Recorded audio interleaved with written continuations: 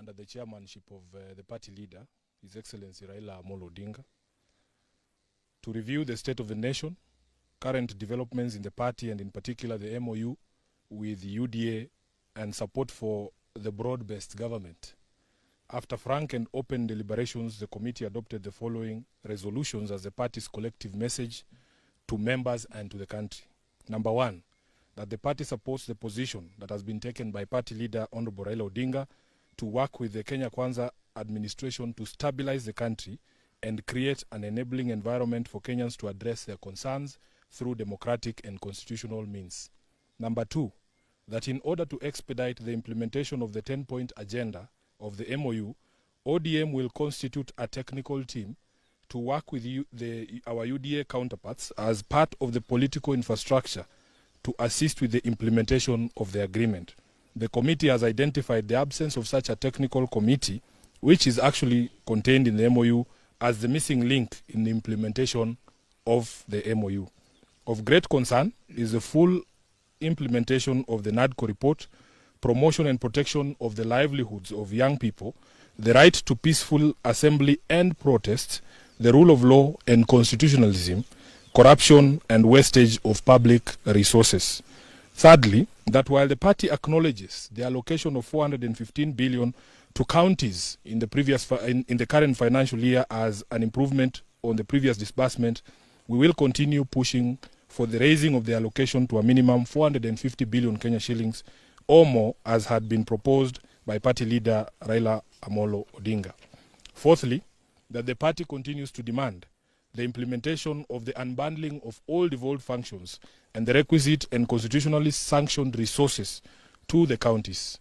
Number five, that the party supports calls for an intergenerational national conclave to deliberate on the issues affecting the nation with particular focus on youth agenda and agree on a way forward. Number six, that the party will continue with grassroots elections and programs for the ODM at 20 celebrations as part of the process of regeneration, reorganization, and internal strengthening. Lastly, that while members arrived here with different viewpoints on many issues within the party and the country, the committee has succeeded in brokering an unbreakable unity of purpose in the party and a single-minded focus on ensuring that ODM continues to be a loyal servant of the people and the country, acting in the best interest of its supporters and nation, and committed to the agenda of national transformation and stability.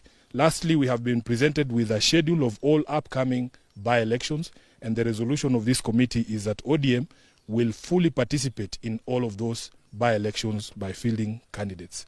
I thank you, members of the press. I will take a few questions, but they have to be strictly within the discussion that has gone on today. And I see very respectable media houses here. We don't expect you to bring us rumors. Thank you very much. My name is Ibrahim Kananja from NTV.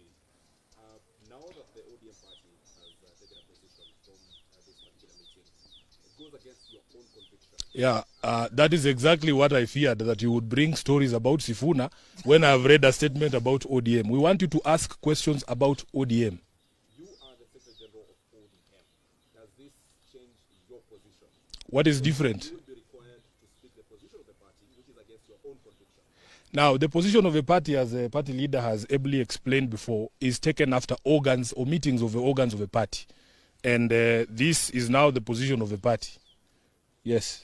That we will be making sure that we put together a team that can ensure that we implement the MOU that we signed with UDA. How is that different from Sifuna's position?